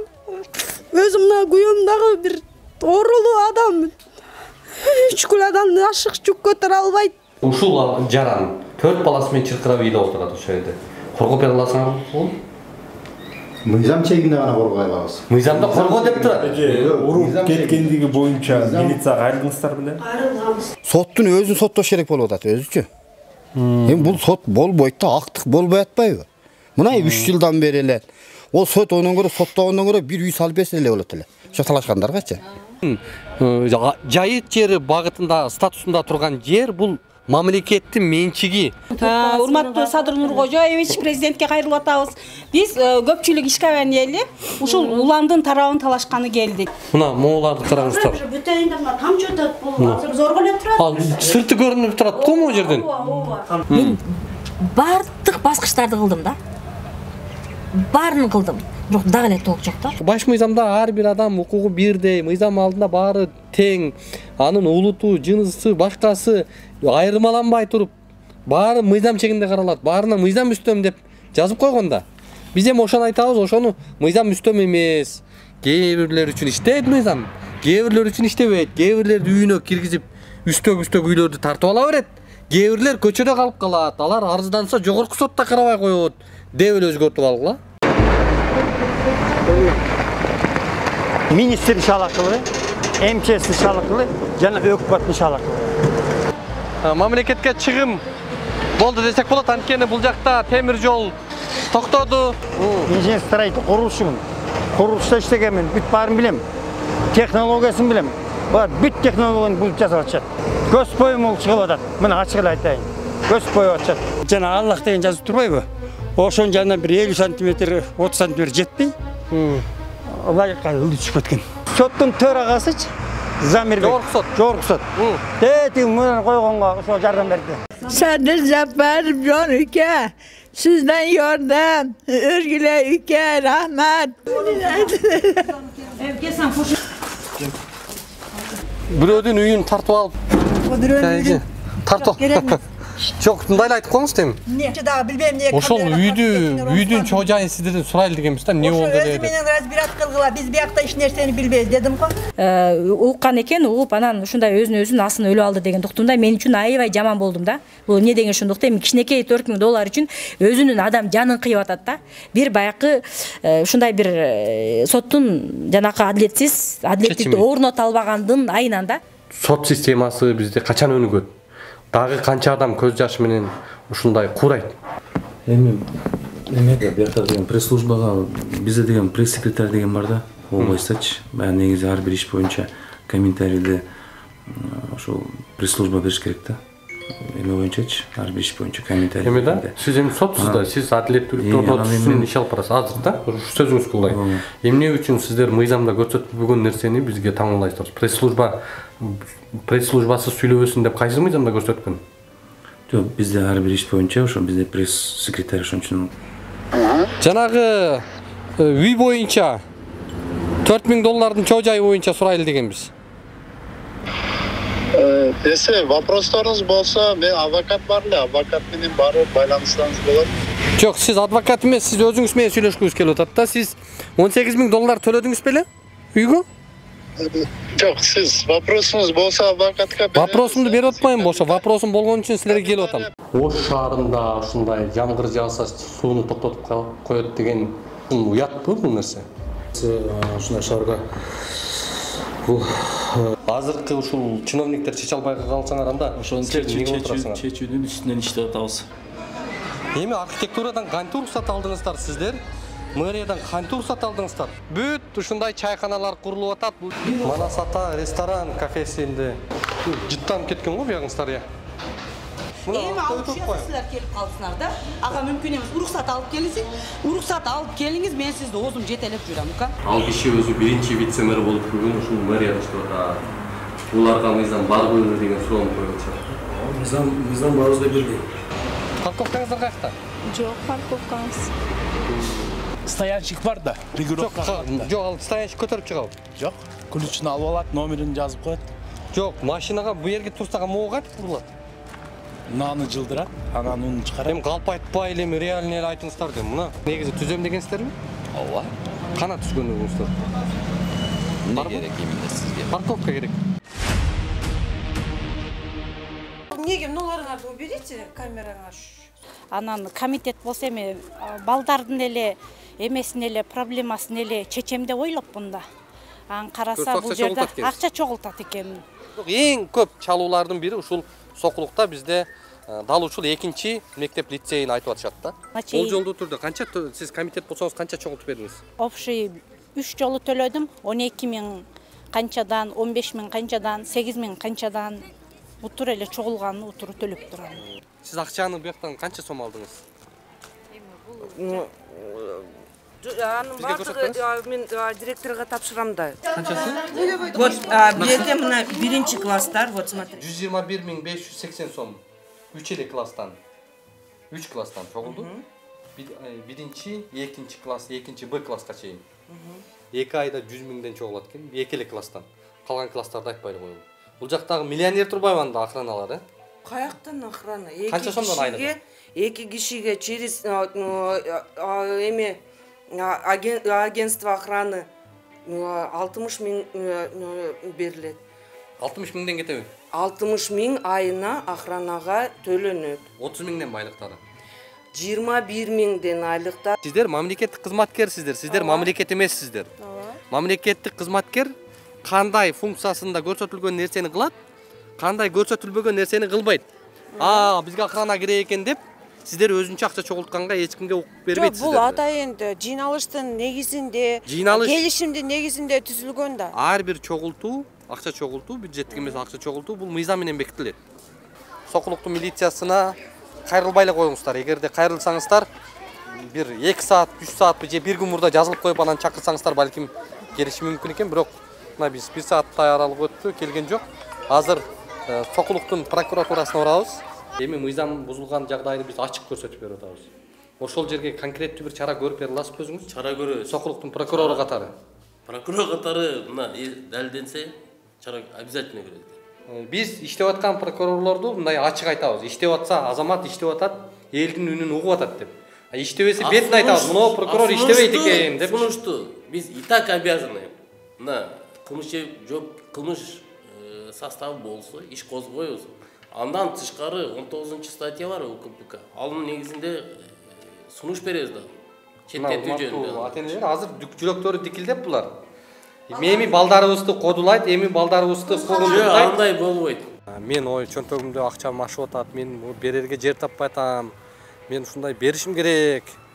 Мен ушу жардам беришим керек деген атенелер үчүн биз бул көрсөтүүнү даярдаган жокпуз. Дагы бир жолу баса белгилейбиз. Биз орто турмуштагы көп балалуу үй бүлөлөр дегеле ушул мектепке деп акча берүүгө акыбалы чамасы жетпеген атенелердин арманы көйгөйү тууралуу чагылдырып атабыз. Тряпкага пардага акча чогултушат. Мектепте мурунку директор Иманалиев Жайыл Токтогулович жана биз ата-энелердин жардамы менен кыргыз класстар ачылды. Алар спальняда окушат. Бул теңсиздик. Неге өзүбүздүн кыргызстанда жүрүп өзүбүздүн укугубузду коргой албайбыз? Кайра булар дики экен, анан тиги бу экен деп туруп чыгарышты да биздин балдардычы. Сиз ким? Я директор данной школы. Аты жөнүңүз кандай? Меня зовут Замира Насыровна Искендерова. 600 сомдон канча жылдан бери чогулуп жүргөнүбүзгө карабай, туалеттердин шарты аябай начар. Бул каток болуп калыптыр го. Муз тээ ойносо болот экен бу жерде. Министрдин баш болуп сайрайт, акча бербегиле дейт. А попробуй бербей көр. Просто давит на психику. Дети уже не хотят ходить на ее уроки, просто. Бул кыргыз класстын окуучуларынын тилин директор түшүнөбү? Билбейм. Жок, сиз директорсуз да, бул окуучу кыргыз класс болуп атат. Кыргызча сүйлөсө сиз кантип түшүнөсүз? Вы прям настаиваете на этом. Кыргыз тилине болгон, кыргыз мектептерге болгон мамиленин үлгүсүн так эле ушул Московский райондогу мектептен көрсөңүздөр болот экен. Эми могу кебетес эле айтып турат кандай мектеп экенинчи. Буну болсо жолу ысык. Курткасы деле күйүп калат да бул. Конечно. Мына көрүң ысык бекен. Бул мектепти үйү. Айыл өкмөтү, акимдин орун басары, билим берүү орунунун башчысы, ошондой эле прокурордун орун басары катышууда. Урматтуу аким, мына балдарга деп мына райондук билим берүү борбору. Канча грамм бул? 200 болбойт. Акыркы жолу качан келдиңиз? 80 грамм келе. Дайте мне время, я всего 10 дней. Все, что вы сейчас предъявили, это не я. Мына крышанын үстүнөн ошо 24 саат даңка дунка болот. Тынчтык жок. Анан уже суу 9-этажга чейин түштү. Мына крышадан суу агып, уже азыр домдун ичин көрсөңүз илайым тоба болуп калган. Бул каяка кетет муну? Ошол биздин үйгө түшүп атат. Мына сливчиттан атат. Ресторандан түшүп аткан суулар дал ушул жерден агып түшөт. Онда чакан. Аккан жерде мына челектерди коебуз. Дагы кичине красивый кылып коюптур. Вообще бул жерде толуп эле. Кече биз сизге чалганда ушул жерде ушундай челектер эле да, ушундай эле. Ошол депутат айымдын Корона деген сода борбору ушул жердин администратору каалаган момент өчүрүп коет. Өткөндө бизде 4-5 күн лифт жок болду. Кантип чыгып түшүп атасыз? Эмне кылайын? Чаңпаң түшүп булай бол. Жыгылдыңызбы? О, чаңдын баасы түшүп түштүм. Жок, азыр бир Жок, бирок элдин кызыкчылыгын ойлосоңуз, биз ошол жерде 6-7 аял келип сиздин алдыңыздан аябай жалдырап сурандык. Эмне үчүн бир кызыгып кирип көргөн жоксуз? Айттым го сизге, арыз бергиле. Алдомдан арыз келген жок бизге. Арыз жазуунун эрежеси бар. Кагаз түрүндө, кайрылуу түрүндө, электрондук кат менен. Эми бул кишилер кагаз түрүндө бербептир. Но сизге кайрылыптыр да. Жок, бизге кайрылды. Арыз болуп эсептейт. Мен мага кайрылды, мен айттым, арыз бергиле, ошо арызды негизде мен баягы службаларды чакырам. Берди. Ошол 12-этаждагы 12-этаждагы кафе Корона деген бизде контракт бар. Санитардык норма же? Идиштердин турушу кандай болуп калат мындай? Ошондой алып келип коюшпу да, официанттар. Туура негизи ушул? Жоқ, тұраңыз. О, тамақ жейі бұру? Қойыш керек. 13 қабатқа 13 автоуна тоқтой тұрған ғана жай. Бұға уруксатты берген ушул Оштун мэриясы, архитектурасы, кандай кылып кабыл алган булардын проектисини. Ошол эле учурда бул жакты карасаңыздар, авто токтоочу жайга жакын кылып, мына жерден чучуктай кылып кичинекей жерди монтип балдар ойноочу аянтча кылып койдур. Бирок бул жерге балдар деле келбейт экен. Жанагындай электр энергияларын кылып, жана таңгадукту жанагындай санитардык сестерге жөнөтөбүз. Бүт бардык нормалары элге жага тургандай кылып туруп кылабыз. Биринчиден бул жердин иш кагаздары жок. КФГде уруксат алган эмес бизденчи. Ошо айып бул салынат. Устранение жоюга иш аракеттер жүргүзүлөт да. Бизге тиешелүү көйгөйлөрдү. Жетиштүүлүк фактыларды көрдүңүздөр? Көрдүм. Не кыласыздар? Чара көрөбүз эртең келип. Жабыш керек. Эрежеге ылайык алып келиш керек. Мыйзам баарына бирдей иштеш керек. Депутатка деле иштейт.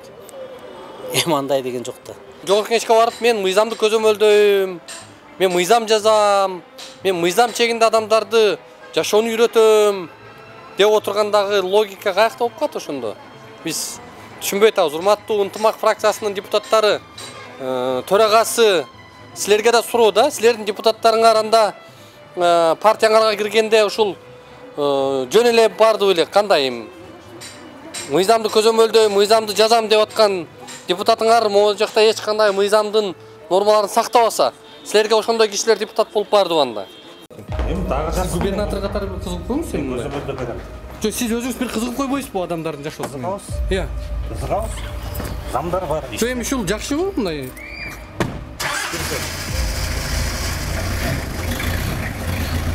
Биз мына калп айтпайлы кеминде 3,5 сааттай турдук окшойт ушул жерде. Урматтуу президент, биз помидор эмеспиз, бадыраң эмеспиз, жалаң карапайым элдер. Сиз могу адамдарды помидор катары баалаганыңыздарга кичине уяласыздарбы? Не деген помидор? Теплица катары көрүп атпайсыңарбы адамдарды? Буну биз караган жок, мыйзам деген бар. Аны сүйөтү кымбат экен, муну көрсө болот. Министрликтин функционалдык милдетин билбесеңиз, анда бизге суроо бербейли коебуз. Кандай функционалдык милдет? Мамлекеттик кызмат бул жеке частный собственность эмес. Бул сиздин үйүңүз эмес. Канча убакыт кетет ушул жарандарды 77 тыйынга өткөзүүгө эртеңден баштасаңыздар? По процедуре. Да.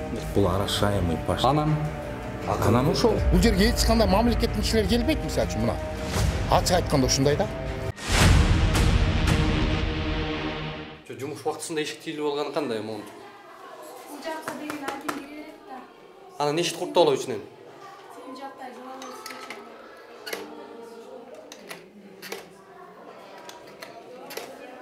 Ай, чолпон эже, саламатсызбы? Ачып коесузбу эшикти? Влажный салфетка алып бердик, самын алып бердик, жидкий мыл алып бердик, бенигин алып бердик, салогун алып бердик. Ошолорду алып бердик, ата-энелер чогултуп. Анан ошолорду айттык да, биз өзүбүз алып берип атсак, класска десек, ал балдарыңар үчүн кааласаңар алып бергиле, кааласаңар алып бергиле. Бизге 1900 сомду коюп койгула деп атат. Гөм менен сүйлөшүп атабыз, биздин да мүмкүнчүлүгүбүз жок пока бергенге. Да бир балам садикке барат. Мен үйдө, балам менен үйдө отурам. Ата-энелерден сиз кандай акча чогултуп атпсыңарбы 1900 сомдон? Жок, ата-энелерден андай чогултуу деген вообще система бизде жок. Ата-энелер комитетинин башчысы, келиңиз бул жерге келсиз. Бергениңиз кундузга канча 500 болот абы? 500 сом. Кундуз чаксаңыз? Ал сабак жүргөн чакырып алдым. Кирип атат, баары. Сиз эмнеге сурайсыз бул ата-энеден? Эмне үчүн сурабайм? Сиз кимсиз сурагыдай? Мен охранадам. Сиз охрана өзүңүздүн ишиңизди кылыңыз деп. Өзүмдүн ишимде чакырып атам да. Бул ата-энелерди басып кылгыла. Мени коркутуп атат келип. Коркуткан жок мен эч кандай жерде. Мондай жагдайга кандай маани беришибиз керек? Бизде акча жок. 68-гимназияда жаңы реформа менен туптура келип ата-энелердин көйгөй ыйлай тургандай эле бар, чынын айтканда. Эмне ыйлатып атасыздар аны? Эмнеге ыйлатып атасыздар? Кимди? Ата-энелерди. Ыйлашкан өздөрү канча жылдан бери. Кичине ыйлап Азыр эми келип, жок, азыр келгенден бери Соротойн деп атасыз? Вообще аны жок кылып, жокко чыгара алып атабыз. Бассейн деп коет экен. Муну биз чын эле бассейн экен деп ойлосок, көрсө бул жак баткак, канализация жок. Мына ушундай акыбал болуп, саркынды суулар чыгып калат экен ушул жерге. Мэрден башканын баары ушул жакта экен азырчы. Мына бул жак балчык суу. Бир аз уяласызбы? Мына акыбалды көрүп, шунча жылдан бери вице-мэр болуп атат. Неге уялайды екен? Уялам, Құдайдың суысы да. Ошо подвалдан қара түшіп кетті. Құдай күнөрү болуп атабы ошондо? Сіз же уңыз, же суроо бериңиз да. Суроо бердиңиз, жоогун албайсыз. Кудайга шылтап иштегиле да мындай. Элден суранайын. Суу каптап кете турган болсо, тордуруп жоготкула деген кайсы мыйзамда көрсөтүлгөн? Мына жигит иш алып барат. Кайсы мыйзамда көрсөтүлгөн ушул? Мыйзамда неме өзү менчигинин өзүн-өзү Ошол жерде 84-жылдан бери иштеп. Бир сотик жерге мына балдар менен тегедир болгонум жок. Жагдайды жазып берип атат. Эми айыл өкмөтүнүн башчысы, жер адиси. Эми уят да бул нерсечи. Жолтоо болбоңуздар бул жака. Жолтоо болот. Бул эшиктерди ташыйбыз. Ушул жерден. Ушул жерде кир чай жууйбуз, үйдөн жууп алып эшикке чайкайбыз. Туалетке эшикке чыгабыз. Бул үй 10-чу экен, бул 9-чу, бул 8-чи. Ушул домдун жашоочулардын баары ушул туалетке келип, муктаждыктарын бүтүрүп атат. Ушуну билдиңиз беле? Сиз менен мен кошо билип атам да. Силер эшексиңер, акмаксыңар. Силер жашашты билбейсиңер деп кеткен киши бүгүн бизге келип, сонун эле шартты жасап берип кетишине көзүбүз жетпейт дагы. Парк мына оюнчуктар түрктөрдүкү. А неге сиз муну култап ээлеп алдыңыз? Азыр куттайбыз да. Жок, неге ээлейсиз? Бул нар жактагы сумма. Мен о түрктөп деген сизди мана окуйм да сиз. Мынаны көрсөтүн. Шурик бизнес кылсын деп мага берген жок, муну мэрияга бердим. Мэрияны балансында турат. Отурганга место жок экен, только ушинтип жөлөнүп турушуңар керек экен, ама отурайын десе силер могу жака киргизип коюп алгансыңар. Келип отуруп эле келип. Проблема шуму? Проблема ушул, чыгарып койгула бuyakka. Оздук таза болсо халал басты. Yani ошол жерде хал кыласыз. Бу жерде сиз эмнеге башка жок ишини гапырыясыз? Балдардын укугун монтип кулпулабагыла, ушул чара көргүлө. Мына өзгөн эли көрүп турат, Кыргызстан көрүп турат. Ушу балдардын укугун жок дегенде ошол өздөрүнүн укугун коргой албайт байкуш. Кичинекей балдар укугун билбейт. Ошолордун укугун эми ойноо укугун кичине коргоп бериңиздер. Мына жерде мындан кийин кулпулап 50 сомдон аттракциондор деп сатылбасын бул жак.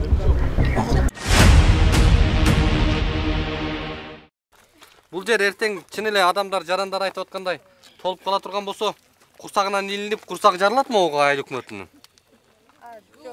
Айыл өкмөткө айтып түшүндүрө албай атабыз да бизчи. Sen milletin kıl sen. Maksadın ne kıl be efendim? Kılgan yoksun sen. Uspangıstar. Gazireye jokat sen. Uspangıstar. Jokal sen. Neye jokalat sen ben? Emine de otasın ya. Emine sana. Emine. Эми сиздер мамлекеттик муниципалдык мекемесиздер. Мекемеде ар бир түшкөн чыккан акча бухгалтерия менен кетиш керек. Кириш чыгыш деген бар да бухгалтерияда.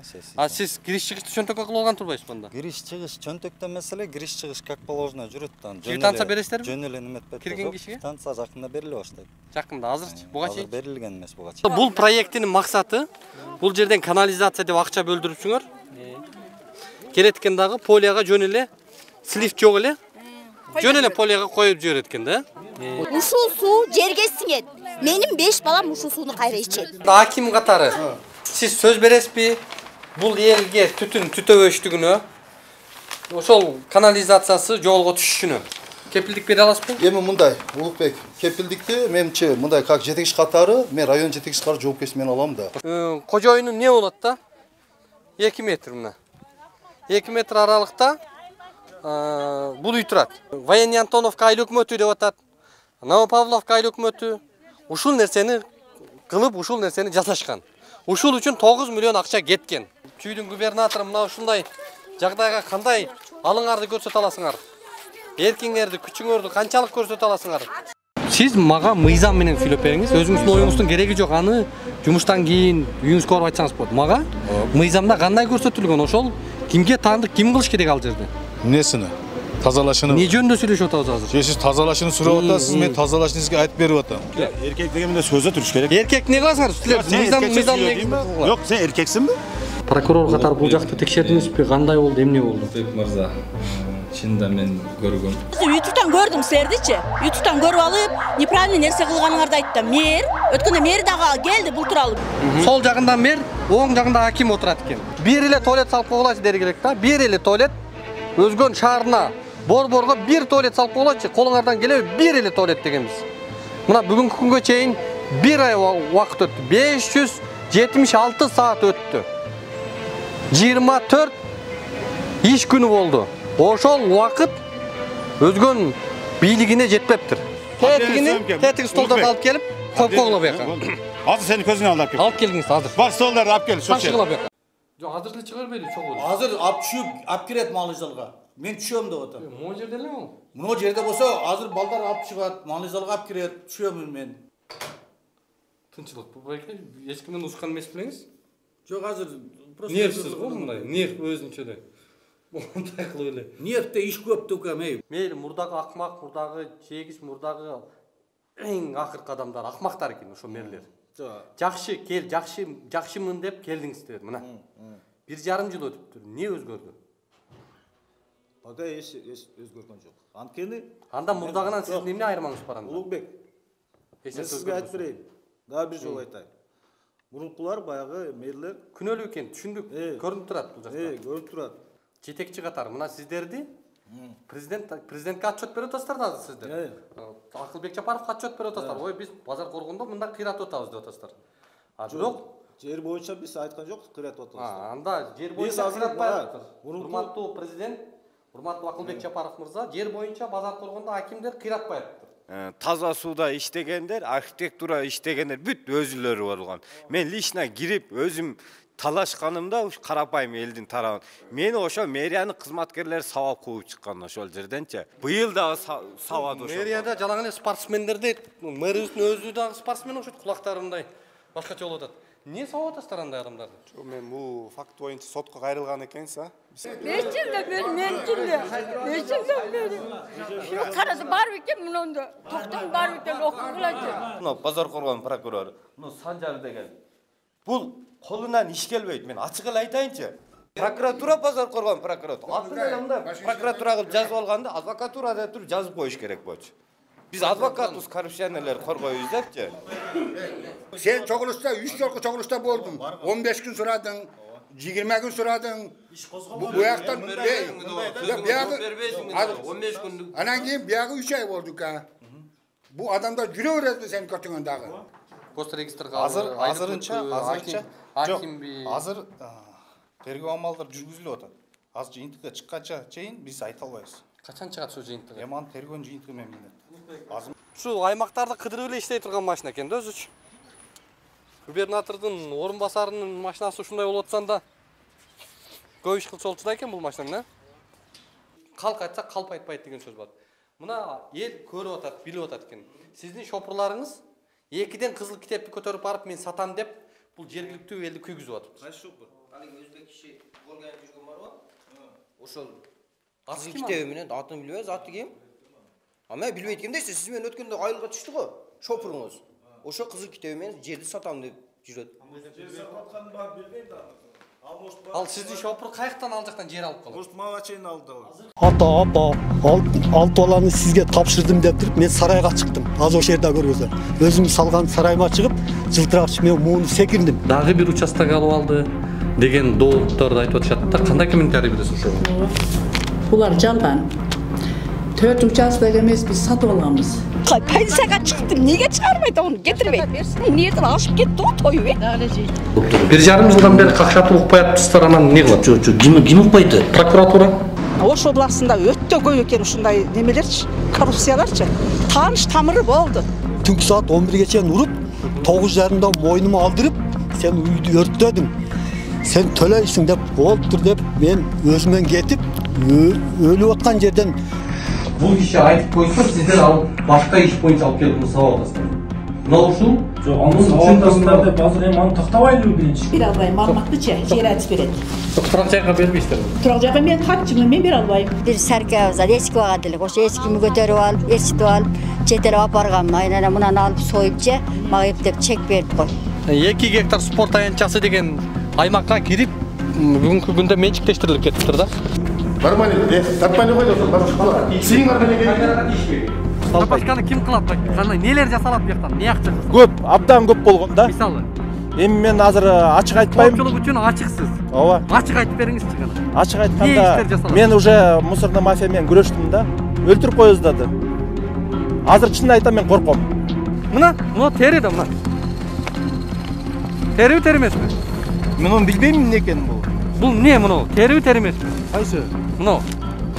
Ким билсин муну? Тери болуп турбайбы? Кантип билбей калдыңар байке? Мына тери да мына. Мына тери. Булар каяктан келет айтайынбы? Каяктан келет? Булар тери заводтон келет. Химиялык элементтер менен эң коркунучтуу нерсе бул тери адам ден соолугуна. Химиялык элементтер абдан көп кошулат бул тери заводдо. Жо муну эме да алгыла экспертизага бергиле. Точно айтсын да бул эмне? Ой, келесори киши деле көрүп турат бул тери экенин. Кандай көрүп турат? Эч ким билбейт бул. Мага кантип айтасың эмне деп? Алгыла образецтерин экспертизага бергиле, аныктап берсин тери экен. Кандай хим заттары бар экенин аныктап берсин. Мына жакта медициналык отходдор бар экен. Мына маскалар, бахилалар турат, мына. Перчаткилер турат, тетиги кандарды караңыздар. Кайсы кан? Тетигиде турбайбы? Кандар келеби? Кандар келбейт. Медициналык. Эми бирөөнүн прокладкасын карап эми кандай бересиңби? Жок, эми прокладка менен. Я. Уялсаң болот?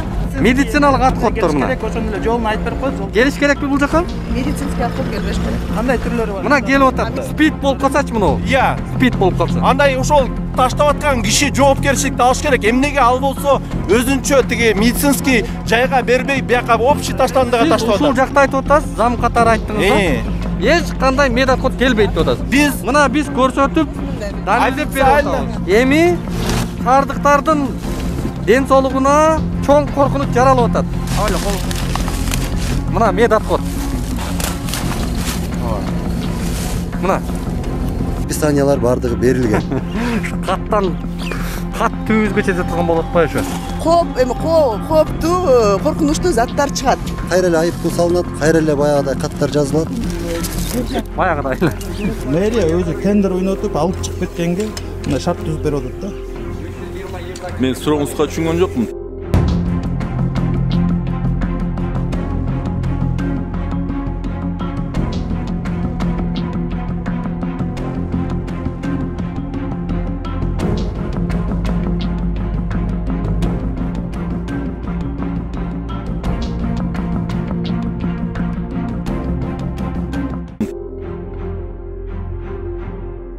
Жана блогер болот. Мен ошол балага аябай ыраазы болуп калдым. Жана парковка жөнүндө да сөз айтты да, бир топ нерселерди айтты. Ошол парковка маселесин да биз тартипке салабыз жакында.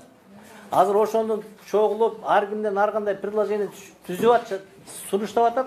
Биз ошонун оптималий вариантын таап, ошол коммерческий организацияларга зыян болбогондой болуп, биздин бюджетке акча түшө тургандай болуп, элдерге удобный болгон маселени карап атабыз. Мен соцсеттерден көрдүм. Ошол бала ошол бир маселени көтөрдү. Жана биологический отходдорду свалкадан көрдүк, бул деген болбойт. Ал бала туура айтып атат негизи. Ошол бала менен биздин мэриянын кызматкерлеринин сүйлөшкөнүн уктум. Бул эмнени билдирет? Биздин журналисттер, биздин ошол соцсеттерде иштеген блогерлерибиз, биздин иштеген управлениянын мэриянын структурасында, акимчиликтин структурасында иштеген балдарга караганда алар билимдүү болуп атат. Алар туура маселе көтөрүп атат. Эгер ошого туура жооп бере албай, ошо туура жыйынтык чыгарбай, туура чечпей жатса, эмне үчүн алардын сунушун биз четке кагышыбыз керек? Аларды угуш керек. Мен ошондой балдарды, ошондой активисттерди, журналисттерди мен колдоймун.